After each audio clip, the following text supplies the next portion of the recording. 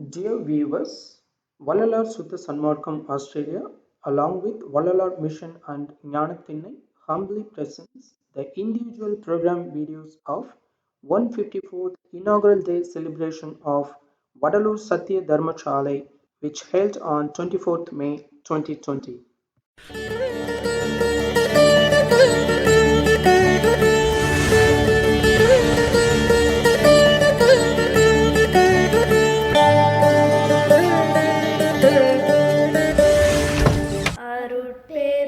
அருட்பெருஞ்சோதி அருட்பெருஞ்சோதி தனிப்பெரும் கருணை அருட்பெருஞ்சோதி.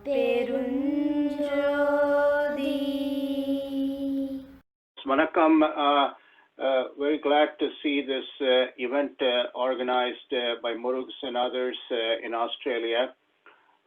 I see also some familiar names, Prasanna and Gopi, and hopefully I'll get acquainted with some more in this session. So I'm a professor of philosophy here in the United States. I live in Las Vegas, and I have been interested in the teachings of Vallalar since actually my boyhood, because I remember that I have a sister, and she won a prize in her school, and the prize book was it was a book that was given to her as a prize. The prize book actually was a book on the life and teachings of Ramalingar by S.P. Annamalai. It's an old Bharatiya Vidya Bhavan publication. And I read it, and my interest in Vallalar started at that time.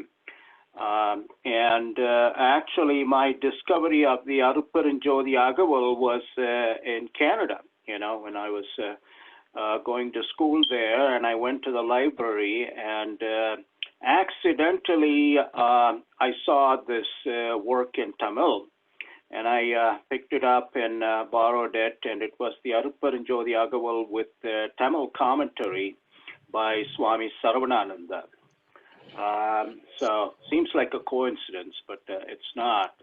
And then many years later, I had the occasion to speak with Swami Sarvanananda, one of the great exponents of Sudha Sanmargam in Tamil, based in Dindigul. And I had an occasion to speak with him briefly on the phone shortly before he passed away. And in 2017, when I visited India, I went to the place Dindigul where he stayed and lived in the house, and I met with this relative. I saw the room where he spent his life, and then also went to his samadhi, Swami Sarvanananda's samadhi, spent some time in meditation. So, a lot of things happen that seem like coincidence, but they all connect, including this event that you have organized. Any case, I want to invoke Vallalar's blessings. And of course, Arupparinjodi, of whom Vallalar is a part. So usually I start with this invocation. Arupparinjodi, Arupparinjodi, Arupparinjodi, Arupparinjodi. Arupparinjodi, Arupparinjodi, Thanipparum Karunai, Arupparinjodi. Varinin Perarul, Varinin Perunzir. Velganin Perarul, Velganin Perunzir. Potrinin Perarul, Potrinin Perunzir. Atralil Ongia Arupparinjodi. That's from the Arupparinjodi Agaval, one of the great works of spiritual poetry in the entire world and history of humanity. And the invocation basically says that the supreme grace of Arupparinjodi, Perarul, should flourish and become victorious, and all glory to that grace and all the qualities of Arupparinjodi. So With that invocation, let me start this presentation, which is more a kind of informal presentation. And it is on Jeevakarunyam Workam. Anyway, before we start, I think we should keep in mind some essential facts, at least a couple of important facts that tells us the relevance of all that for today's problems. So there are 821 million people who do not have enough food. And 1 in every 9 person goes to bed hungry, okay? And there are 20 million people currently at risk of famine in South Sudan, Somalia, Yemen, and Nigeria. And Yemen, of course, the Western powers, primarily the United States and its attack dog, Saudi Arabia, are responsible for the famine, close to famine conditions in Yemen. And the United Nations put out a warning beginning of this month that the number of people starving to death could double in the middle of this COVID-19 pandemic. So, according to the UN Undersecretary General for Humanitarian Affairs and Emergency Relief Coordinator, the number of people dying from hunger or hunger-related diseases could double this year due to the economic fallout of the coronavirus pandemic. But it's not a problem that cannot be solved. I mean, we have all the resources, and what is lacking is Jeevakarunyam Workam. Hence the emphasis on Jeevakarunyam Workam, especially today. We'll come to that in a minute. So the same official, UN official, has said that the world's wealthiest countries, all they need to do is provide 90 billion in relief aid. And that 90 billion would be sufficient to protect 700 million of the world's most vulnerable people, vulnerable to hunger or starvation. And that amount may seem like a big amount, 90 billion, but it's actually just 1.8% of the economic stimulus packages that the world's richest countries have put in place to deal with the economic impact of the coronavirus. Again, that's just 1.8%. And according to his proposal, 60 billion could be provided by the World Bank and the International Monetary Fund, and the remaining 30 billion could come from foreign aid from the world's wealthiest nations. It's certainly a doable thing. What's coming in the way is the lack of Jeevakarunyam and the practice of Jeevakarunyam Workam. Or at least simply the lack of Jeevakarunyam Workam. Now, it's not just in these other countries, the poor countries and so on. Even in the United States, right now, more than 1 in 5 households and 2 in 5 households with mothers with children are food insecure. So that means they don't know where the food is going to come from, if at all, the next day. And tens of millions of low-income children, speaking of practical matters, lost access to free and reduced price breakfasts and lunches when their schools closed. And tens of millions more here in the United States, the richest country in the world, tens of millions more have lost access to subsidized meals in childcare centers. So it's a serious problem here in the United States. It's not in a war zone, but it still has, for its level of economic development, an extraordinary problem of food insecurity, and one of the worst among developed countries. Now, India, of course, it's all well known, although India has taken some very serious measures like the National Food Security Act in 2013 that tries to provide subsidized food grains to approximately 2/3 of its population, which is 1.2 billion. And the National Food Security Act includes midday meal scheme, child development services scheme, public food distribution scheme, and all that. It also provides food, especially rice and wheat and so on, at a very cheap rate, like rice, 3 rupees per kilo, wheat, 2 rupees per kilo, and so on. But India ranks 74 out of 113 major countries in terms of food security index. But in terms of the nutritional standard, it meets 100% of the requirement, but then they say that it lags far behind in terms of quality protein. And they recommend it should subsidize protein-rich food products such as eggs, meat, fish, chicken, etc. Now, of course, from the Sanmargam standpoint, eggs are okay as long as they're not fertilized eggs. But meat, fish, and chicken are no-no. You know, we don't consider that acceptable. I'll go into the reasons shortly. And in fact, beans, most of the beans provide enough of the daily value of protein.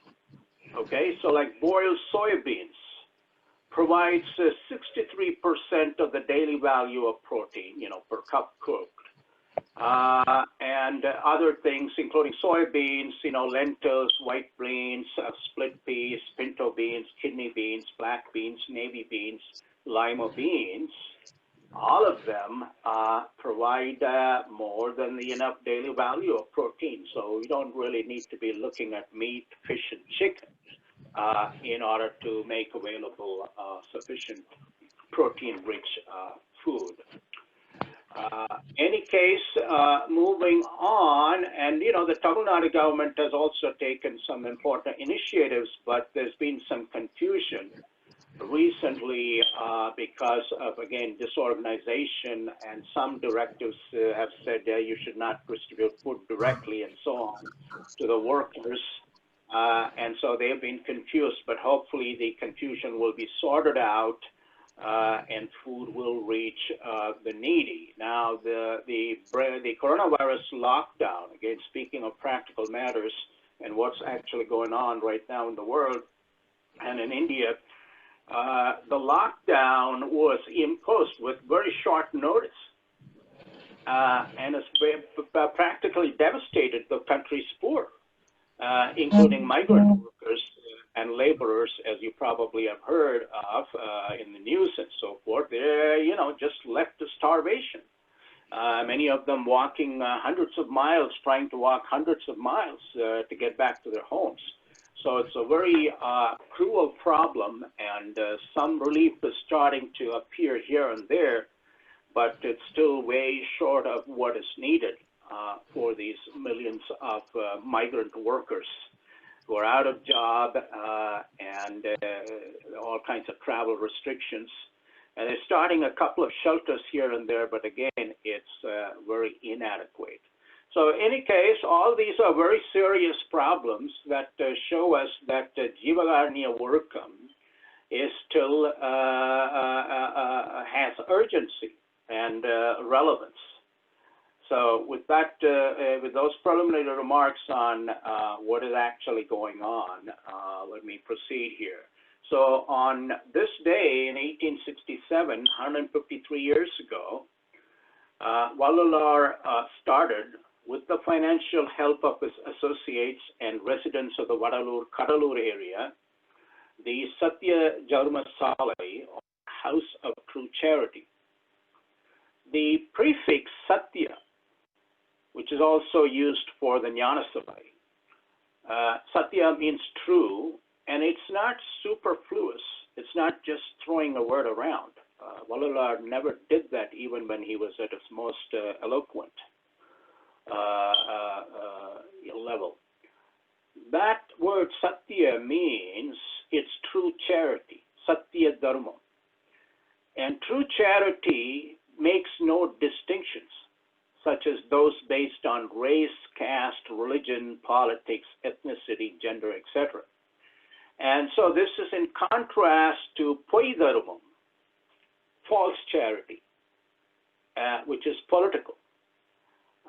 And it's usually, giving charity to people in the same religion or the same neighborhood or supporters of a political party or a constituency and so forth.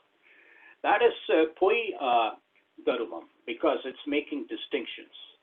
Whereas the Dharma Salai that Vallalar started is called Sathiya Dharuma Salai because it didn't make such distinctions. What mattered was basically Karl Marx's famous principle of the communist society, true communist society. And that principle is to each person according to his or her need. That's the only consideration, at least that was the way Vallalar looked at it, conceived of it when he founded the Sathiya Dharuma Salai. Somebody has need for food, and they cannot obtain it by their own efforts. That is illegal, poor or destitute. They are fed, regardless of anything else. It may even be a thief or a criminal, but if he is starving and he cannot find food by his own efforts, then the Sathiya Dharuma Salai, provides food. That is its mission. That's the way Vallalar founded it. To what extent it has lived up to Vallalar's ideals and principles is a different matter. In fact, all these goals were stated in the in the Dharma Salai Vilambaram, dated 23rd May 1867. And one of the and it's actually based on Vallalar's great essay Jeevakarunyam, and the key paragraph says, Jeevakarunyathin mukhya lakshyamadhu eduvenil எந்த வகையாலும் ஆதாரமில்லாத ஏழைகளுக்கு உண்டாகின்ற பசி என்ற பெரிய ஆபத்தை நிவர்த்தி செய்கின்றதே முக்கிய லட்சியம் என்று அறிய வேண்டும். But later on, so that's very clear, not only on the purpose of the Dharma Salai, but also the essence of Jeevakarunya Workam. I'll get to that in a minute. But Vallalar there were politics, there was politics going on in the Dharma Salai. And it was not run fully according to Vallalar's expectations, and there were personality conflicts and quarrels and so forth, which really led to Vallalar writing a note to one of the administrators, Appasamy Chettiar, in March 1872, March 9th, 1872. Vallalar wrote to him, Appasamy Chettiar அவர்களுக்கு இந்த சாலையால் எனக்கு மிகவும் சலிப்பு உண்டாகிறது. அந்த சலிப்பு இரண்டு பக்கத்திலும் உபத்திரவம் பண்ணும். ஆதலால் சாலையில் இருக்கிறவர்கள் எல்லாம் சன்மார்க்கத்திற்கு ஒத்து வாயடங்கி மனமடங்கி இருக்க வேண்டும். Those are very two important precepts, வாயடங்கி and மனமடங்கி, especially when we have to do teamwork. I mean, otherwise, okay, yeah, personal conversations and so forth, it's fine. We can talk and express our views and all that. But when you have to do teamwork in order to accomplish something worthy, it's better to follow this advice to be vayadangi and manamadangi and focus on the goals. சன்மார்க்கத்திற்கு ஒத்து வாயடங்கி மனமடங்கி இருக்க வேண்டும். என்மேல் பழியில்லை சொல்லிவிட்டேன் பின்பு வந்ததை பட வேண்டும். Basically, it's also a warning. If you disturb the atmosphere with all kinds of quarrels and arguments and so forth, there will be consequences. And also, the founding of the Sathiya Dharuma Salai came first. Then came in 1867, and then in 1872, it was the Sathiya Gnana Sabai. And then Vallalar retired to Sithi in Metukuppam. Now that corresponds to the main stages of Vallalar's own spiritual development and also gives us a clue as to the stages to follow. First is the Sanmargathin Mudar Sadhanam, Mudar Padi, Jeevakarunya Workam, the essence of which is to feed those who are hungry or starving and cannot find food by their own efforts, the illegal, the poor, the destitute. That's the essence. If we're not doing that, then we're not practicing Jeevakarunya Workam. That's the conclusion I've come to. Now, it starts there. And then comes the meditation, worship, contemplation, realization of Arupparanjodi. That's why he moved next to the construction of the Sathiya Dharuma Salai. And then that mukti that comes from realizing the Arul of Arupparanjodi, for which Jeevakarunyam workam is essential, leads to the Siddhi, Perunba, Maranamilla, Perunba Siddhi Peruvarvu. That is expressed and embodied in the Siddhi Valagam. Okay? So beautifully you can see the three main stages of Sudha Sanmargam. Mudar Sadhanam Jeevakarunya workam, then Arupparanjodi Andavar Varipadu, and then the mukti that comes from that, and then finally attaining the Maranamalla Peruvarvu. These are reflected in the chronology of the institutions and buildings that Vallalar brought about and was associated with.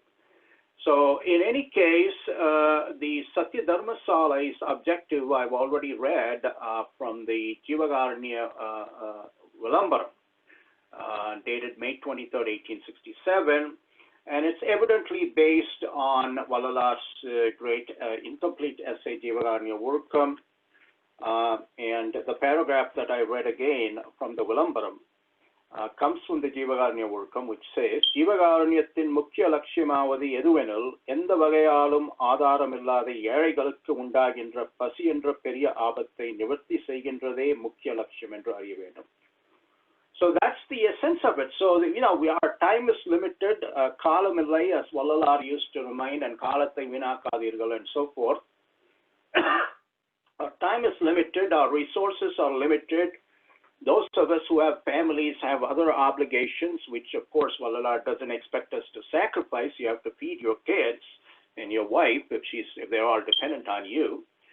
But once we take all that into account, and most importantly, and speaking of practical matters, living varavukku takka selavu, that is organizing the finances in terms of this golden rule that Vallalar kept emphasizing in his letters, varavukku takka selavu, which means expenditure according to income and within the limits of income, then we need to apportion. We need to take a percentage, start with a basic amount devoted to feeding the hungry or starving poor.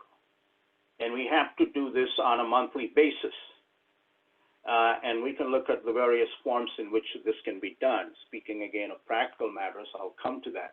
But that's the essence of Jeevakarunya workam. So when we say that's the essence, means if we are not doing that, then we are not practicing Jeevakarunya workam. And notice that it's about feeding the hungry or starving poor, the destitute. So if I invite a bunch of well-fed relatives and friends and feed them, maybe I have a wedding or some ceremony for my child or something, that's not Jeevakarunya workam because these guys can find food anyways and they're well-fed anyways. You just have to take a look at their belly, or body. So that's not Jeevakarunya workam. So, I have, as I said, a wedding, and I feed the relatives and their hangers-on and so forth, neighbors and all that. That is not Jeevakarunya workam. So incidentally, I remember this Mukesh Ambani, I think I saw a YouTube clip, lavish weddings, bordering on really the highly atrocious lavish weddings, but they had feeding sessions. And at least the couple of clips that I saw, they didn't look like they were poor or destitute. Maybe some of them were, but most of them seemed like, they could manage on their own.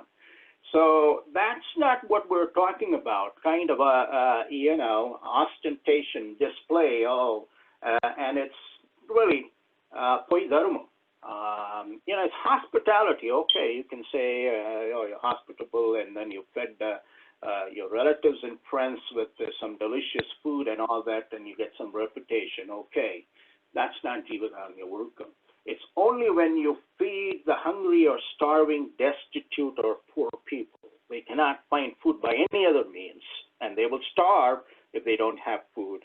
you feed them, that is Jeevakarunya Workam. That is the essence of Jeevakarunya Workam. Okay, so we have to keep that in mind. And then, of course, there are some other aspects to also consider here. So why are we doing this? Okay, incidentally, Jeevakarunya Workam. Workam means conduct, practice. And it involves actions. And already I pointed out that just from the Vilambaram and the Jeevakarunya Workam essay is on feeding or facilitating the feeding or helping to feed the hungry or the starving, poor or the destitute. So that's action already. We're not talking about just Vurukam or emotion.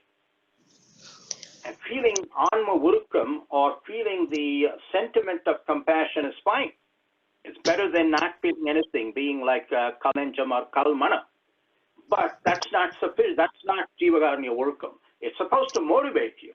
And you are going to you can be set to practice Jeevakarunya Workam only if you actually engage in actions which either directly feed the poor, the hungry or starving poor, or help in feeding them.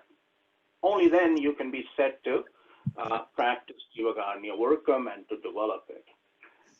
Now, Vallalar also says, before we look at the basis for this, and it's not just a theoretical matter, it's very important to understand it. Some of it may just reiterate things that you already know. Well, reminders are good, and perhaps they'll raise some new questions. I'd be happy to take them. This is really the distinctive part of Vallalar's approach in comparison to various hunger relief efforts today. Vallalar emphasizes and is emphatic, is uncompromising, that the food given to assuage or remove hunger or starvation must be vegetarian food and never non-vegetarian food, that is, food such as meat, etc., obtained by killing or murder of animals and other non-human living beings. Okay, that's just an absolute. He does not compromise on that, and he has his reasons for that. We'll get into that later. So, feeding vegetarian food to the hungry or starving poor who cannot remove their hunger or starvation by their own efforts is the essence of Jeevakarunya Workam. If we're not doing that, we cannot claim to be following Vallalar's teachings. Okay? Moving on to why are we doing this? Why did Vallalar offer this essence of Jeevakarunya Workam? Of course, there are other layers there, like preventing kolai. It includes that. Preventing starvation and preventing kolai as Parasivagarunyam.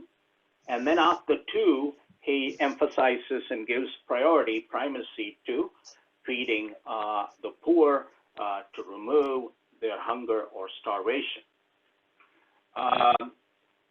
Why do we do this? Why do we practice this Jeevakarunya Workam? Again, understood in the specific sense I just outlined, based on that message in the Vilambaram and Vallalar's great essay. By the way, Vallalar's essay is available to us now in 3 parts, but when it was first published in 1879, it had only part 1. And then other editions, Balakrishna Pillai and so forth, included the parts 2 and 3, which overlap and have some repetitions, although they also contain some new insights. It is said that he had written it in 7 parts, but there's really no evidence that that's true. And we have no evidence of any fragments or traces of the rest of those parts, allegedly 7 parts. What we know is at the end of the Jeevakarunyam essay, Vallalar refers to a work called Sanmarga Vedam, which I guess means the book of knowledge of truth and harmony. That's what Sanmarga means. And he says that the Jeevakarunyam workam will be further elaborated. Again, we don't have any evidence that such a work was completed or even that any drafts were available and people found them. So maybe he left it to others who are going to be concerned with Sudha Sanmargam to do the further elaboration and so forth. And also what Murugs is trying to do here with this conference, exploring some practical applications and all that, I think is in line with Vallalar's plan to write that work elaborating on the ins and outs of Jeevakarunyam work. Okay, so coming back to why we are doing this Jeevakarunyam work, we have to note that it is, again, I'm not just coining words. These words have a meaning and they are applicable to what we're talking about. They correspond to truth and reality. What the Vallalar's Jeevakarunyam workam is what I call spiritual humanitarianism. So, humanitarianism is concerned with alleviating the suffering of human beings, poverty, that and the other, education, healthcare, and all that. But Vallalar is not a humanitarian per se. What is called secular humanitarian, these people are into science and all that. They don't want to have anything to do with religion and all that. Now, of course, Vallalar was critical of religion, so that's not a message we need to give to Vallalar. But we have to note that it is his approach is spiritual humanitarianism. What does that mean? Means this Jeevakarunyam, compassion or benevolence, that we extend primarily to human beings. Human beings have priority, although animal and plant life is also included. But the priority is given to human beings, and Vallalar has his argument for that. But giving priority to human beings, extending compassion or benevolence and giving priority to human beings, and particularly the hunger or starvation and prevention of killing or murder, solely for spiritual reasons or motives, and based on spiritual truths about Anma or soul, Jivan or soul living in a body, Arul or the light of grace or compassion force of Aruparanjoti, and the nature of Aruparanjoti, that is the Omni-Light, as I call it, Kadavul or Supreme Being. So that's what spiritual humanitarianism is. It's humanitarianism practiced solely for spiritual reasons or motives based on spiritual truths. If we don't understand this, then we're doing something else. We're not doing Sudha Sanmargam. We're not doing Jeevakarunyam workam as Vallalar specified it. Yeah, people can come up with their own interpretations and do something, and it may well be good, but don't claim that that is Vallalar's teaching. Something that you're adding and improvising and doing something. So what is this spiritual humanitarianism? It's humanitarianism, as I said, based on spiritual reasons or motives and based on spiritual truths. Well, what exactly is that? What are these spiritual reasons or motives and truths? Well, they are made clear at the start of the essay on Jeevakarunyam workam,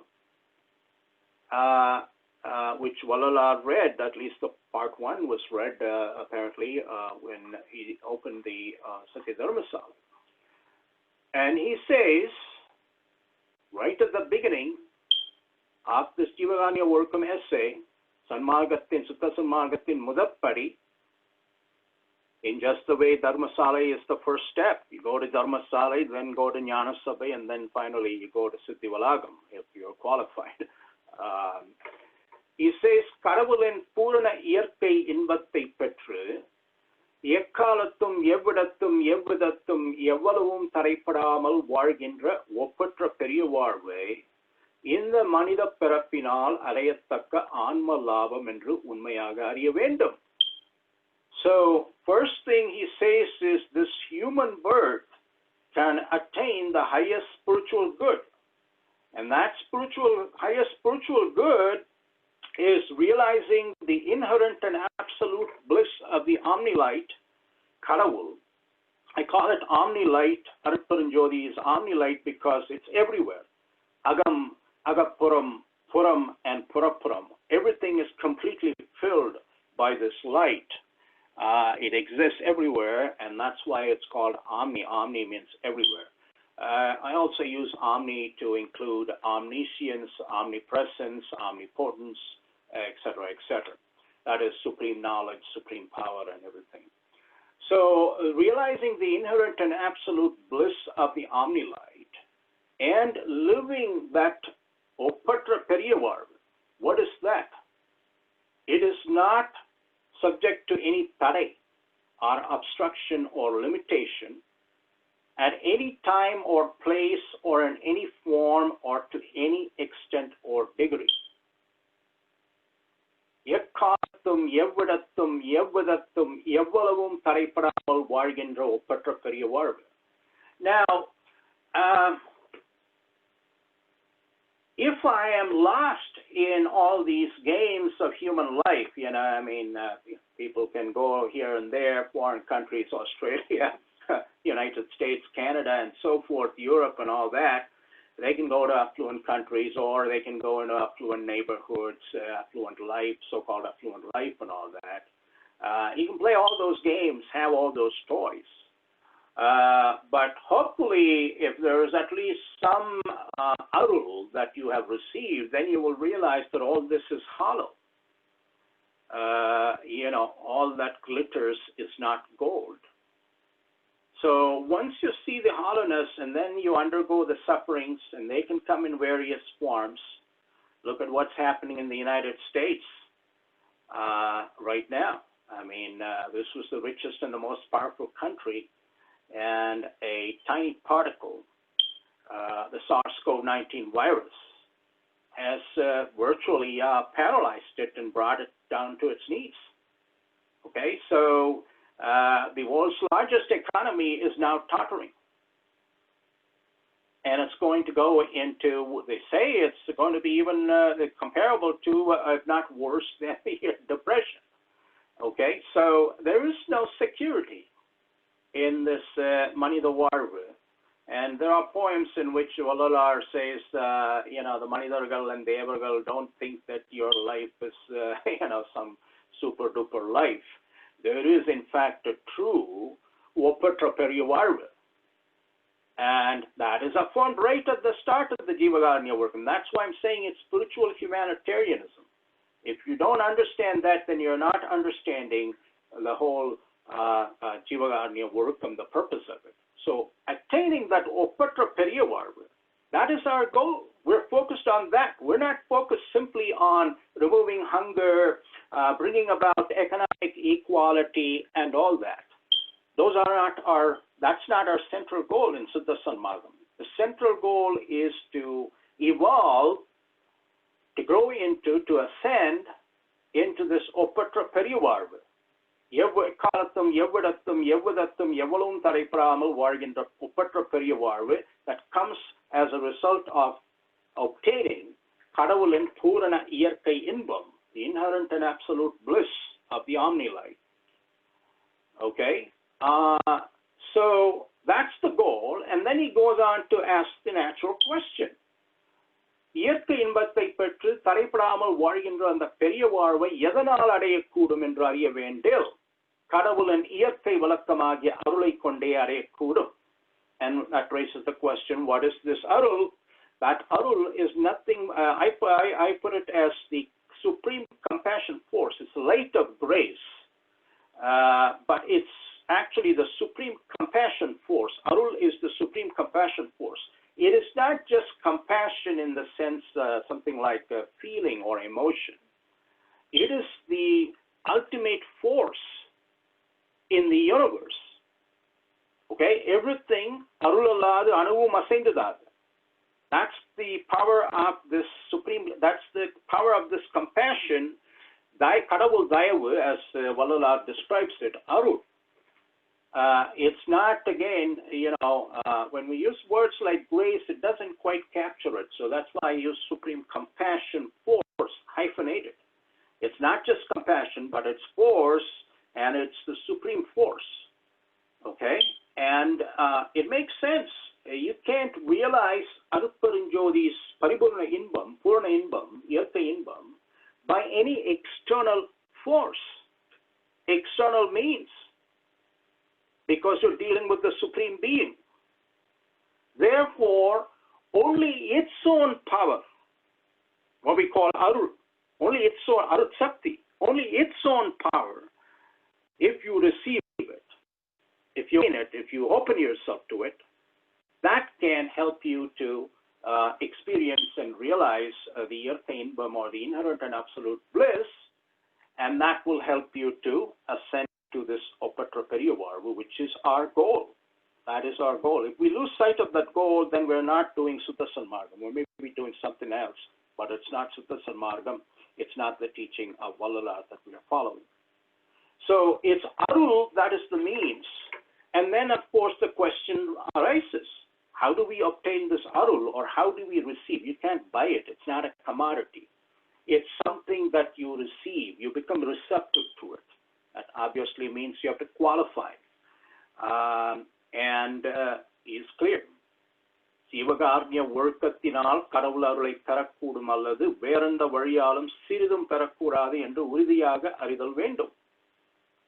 And you also have, I think that the Agawal, and I will be making some of these observations as we go along that are related, Agawal actually goes beyond Jeevakarunyam Workam in many ways, but I can take that up in some other context. But Agawal does confirm some of the things, the essential message in Jeevakarunyam Workam essay. எங்கே கருணை இயற்கை உள்ளன அங்கே விளங்கி அறுப்பன் சிவமே யாரே எனினும் இறங்குகின்றார்க்கு சீரை அளிக்கும் சிதம்பர சிவமே. Okay, those two key verses basically is the Agaval's justification, or the justification provided in the Agaval for Jeevakarunyam work. Okay, so Jeevakarunyam workam. And remember, the feeding of the hungry or the starving, of the poor or the destitute by means of vegetarian food, that's the essence of Jeevakarunyam Workam. That is practiced in order to obtain Arul. And why are we interested in obtaining Arul? In order to experience the Yartha Inbam of Aruparinjodi Kadavul and to ascend to that Opatra Peruvarvu, the great life without any limitations. That means there's no death, there's no disease, there's no aging, there's no ignorance and all that. Okay?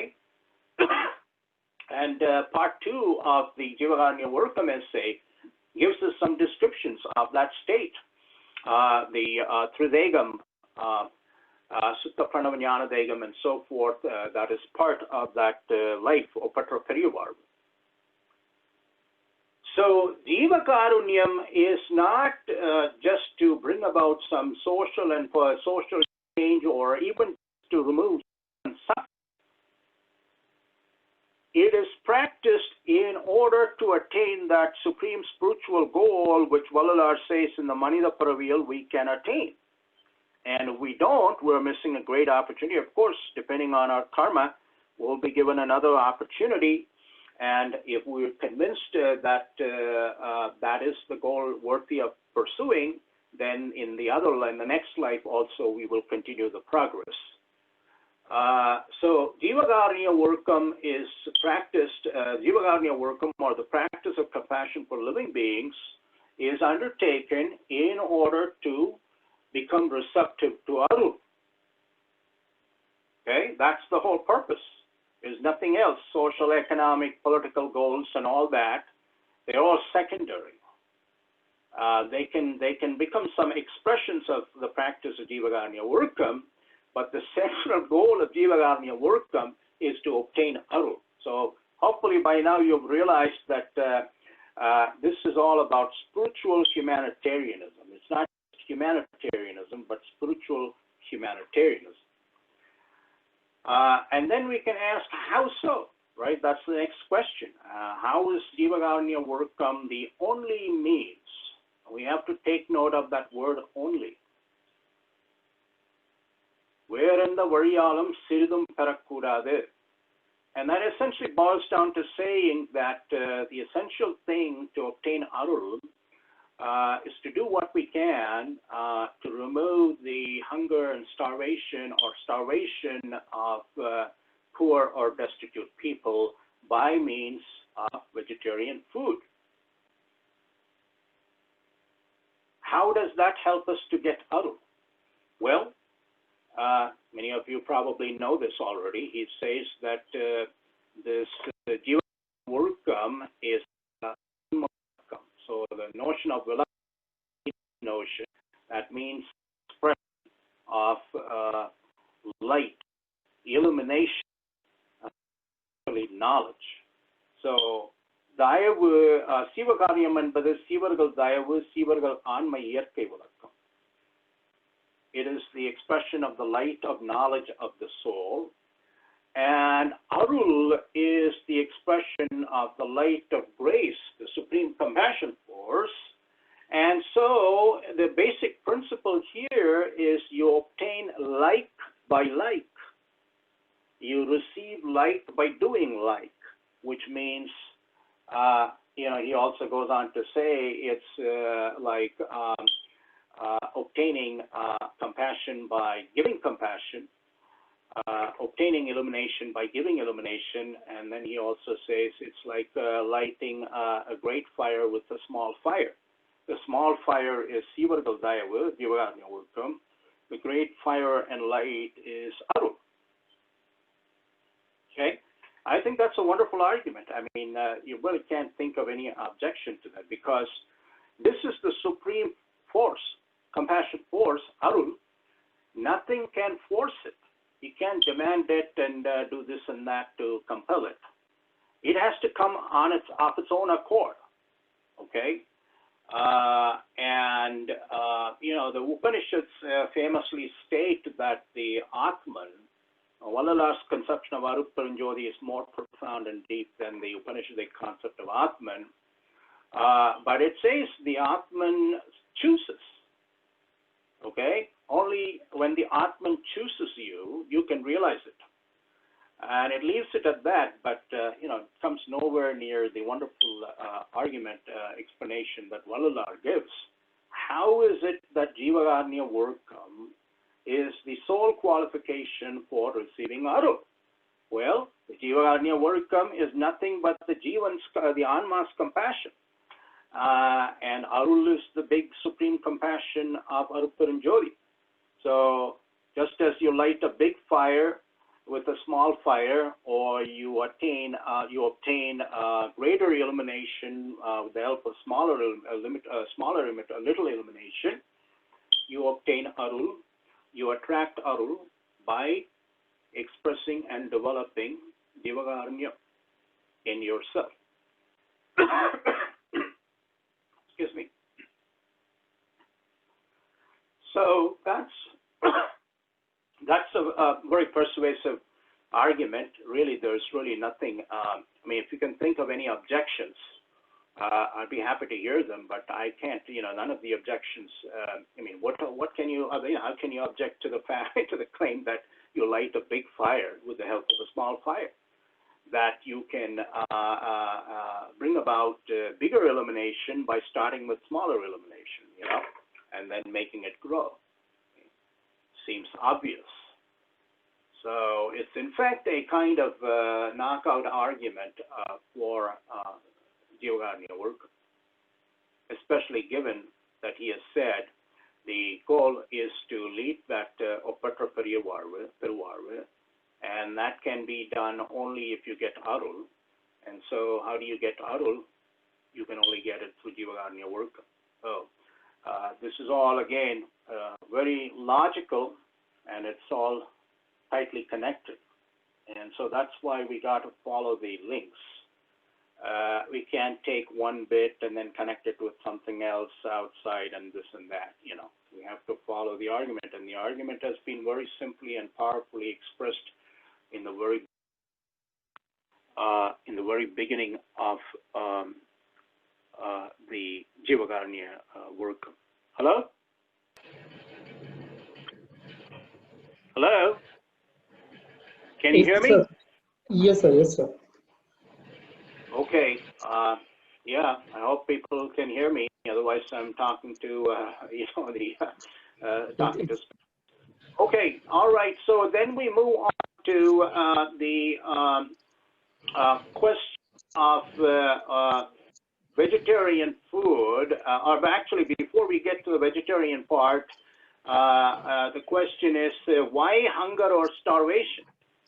Of course, Vallalar has said it's also prevention of killing or murder, primarily of human beings, but also sometimes animals or plants. But the alleviation of hunger or starvation should be practiced primarily in regards to human beings. And the arguments for that come in two forms. One, he shows first that hunger or starvation is the worst form of suffering. Okay? And there are, of course, riveting passages. I won't take up the time reading those. You already know those extremely eloquent and moving passages on what happens to the poor when there is hunger, how the poor, suffer from hunger, what kind of suffering it must be when even scholars and heroes and people, even yogis and so forth, go to find food when they become hungry and forget everything else, right? So, you are familiar with those. But the claim that hunger is the worst form of suffering has actually been verified by scientific research. Ansel Keys was an American scientist and a medical scientist and biologist, I believe, and he recruited a bunch of volunteers, Second World War period, to subject themselves to going without food. And he documented, and it's available in 2 volumes, all the effects that hunger or starvation produces. Everything that Ansel Keys' research found agrees completely with what Vallalar says about the effects of pussy. The passages in the Jeevakarunyam where he talks about what happens when you are suffering from hunger and you don't have food, or basically starving. So I won't go through them. You are familiar with those, I presume. But just take note that there are scientific studies that confirm everything that Vallalar has said, including all the harmful effects on cognition, okay, mental processes as a result of hunger or starvation or even malnutrition. As Vallalar puts it, நரக வேதனை, சனன வேதனை, மரண வேதனை என்கின்ற 3 வேதனைகளும் கூடி முடிந்த வேதனையே பசி வேதனை என்றும். And, that really puts everything in perspective. Why is this emphasis on removing hunger or starvation? It's the worst form of suffering and harm, and of course, kolai also is in the same category, and that's why the removal of pasi and kolai constitute parasiva karunyam, okay, transcendental or highest compassion, and that's why the essence of Jeevakarunyam is to remove pasi. But he also makes a very interesting psychological argument. He says that if you develop compassion, if your compassion is sufficiently developed to help remove the hunger or starvation of the poor, then you would automatically help to prevent kolai, and you would automatically help to prevent pini or disease, varumai or poverty, and so forth. You would not hesitate to do, of course, within the limits of your capacity, to give clothing to somebody suffering without clothing in cold weather and all that. You would do all that. So that's, again, a very persuasive psychological point. If you are not moved by the worst form of suffering, if you're not going to have anma urukam and have the urukam, the action, in the face of knowledge of hunger or starvation, then of course you're not going to do anything. If you don't have the Anma Urukam for those who are suffering from hunger or starvation, you're really going to help people that have lesser forms of suffering. So have compassion, the worst form of compassion to remove the suffering, then you can naturally be expected to remove other lesser forms of suffering. And that's a brilliant and very convincing psychological argument. That's again why he emphasizes Pasi Nivrti, okay, as the priority, as the essence of Jeevakarunyam Urukam. Then we raise the question. Vallalar does say that plants and crops, etc., trees that human beings need for fruit and vegetables and so forth, they need to water and provide fertilizer and all that kind of stuff for plant food and all that. And if they have domestic pets or they have horses, cows, and so forth, hence they have to give food for those. He makes that very clear. So it's not exclusively about human beings, but the priority is given to human beings. And he again explains why the human body is unique.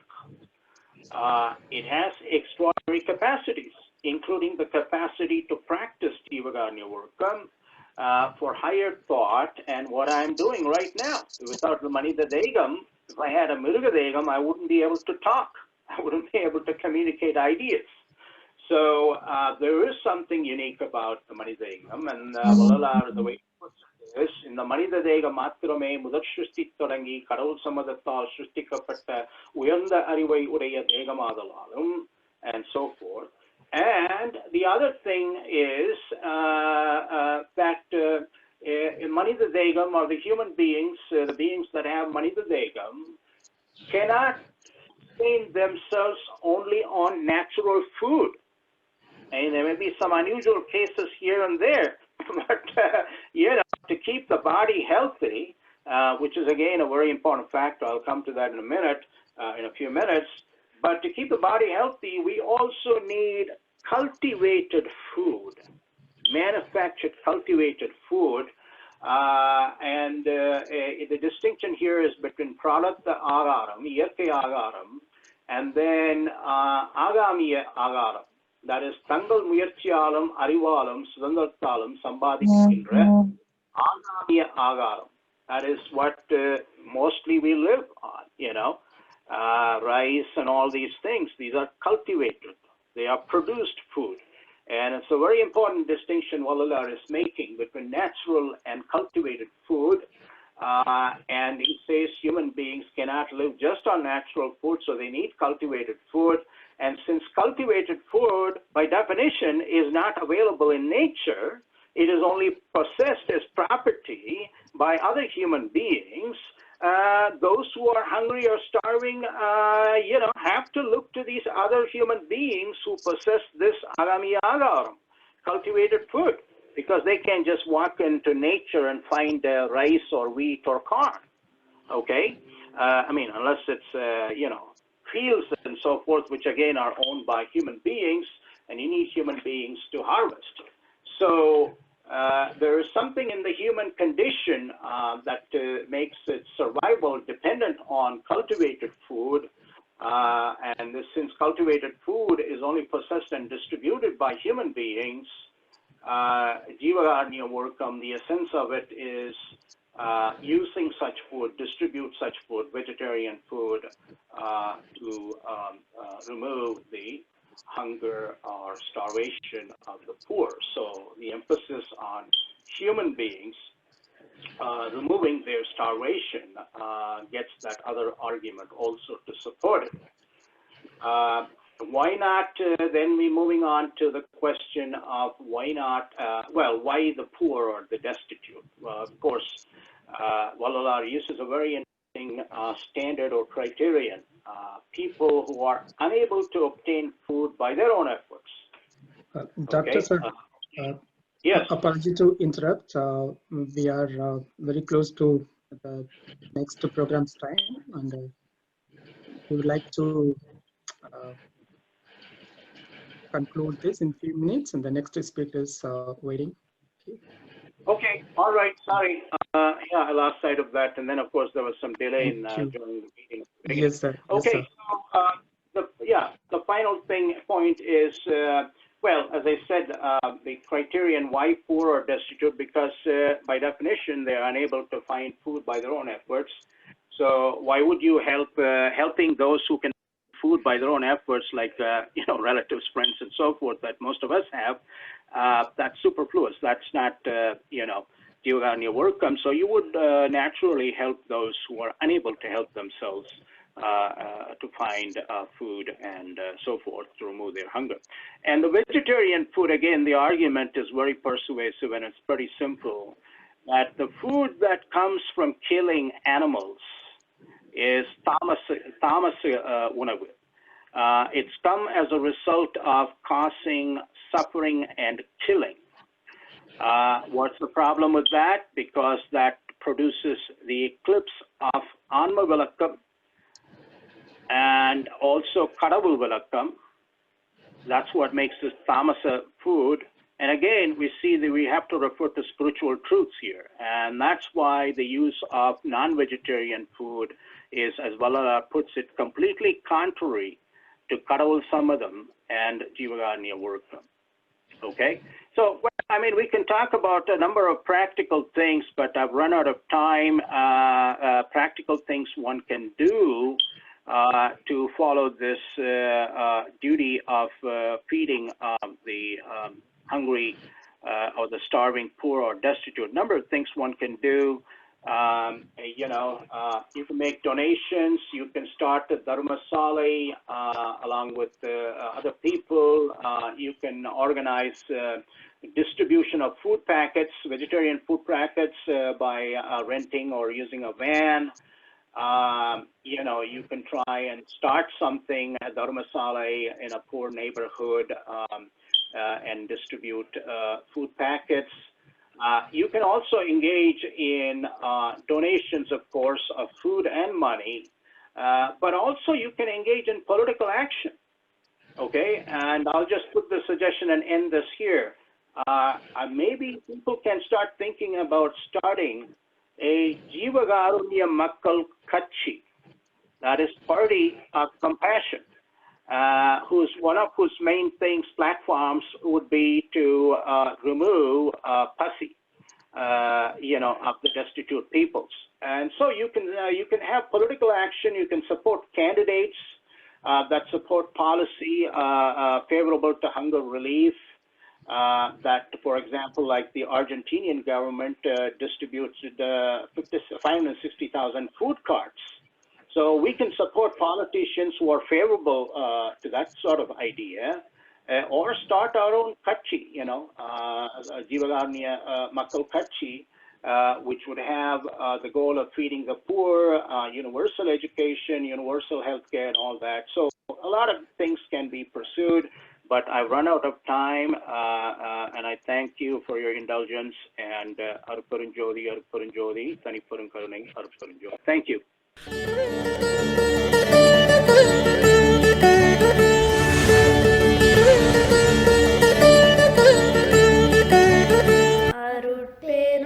அருட்பெருஞ்சோதி அருட்பெருஞ்சோதி தனிப்பெரும் கருணை அருட்பெருஞ்சோதி